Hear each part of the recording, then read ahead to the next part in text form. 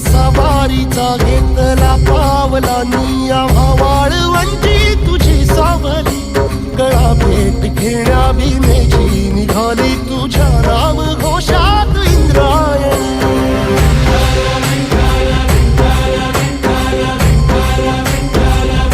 भिडे आसमंती ध्वजा वैष्णवांची उभी पंढरी आज नानावली तुझे नाव ओठी तुझे रूप ध्यानी जीवाला तुझी आस गा लागली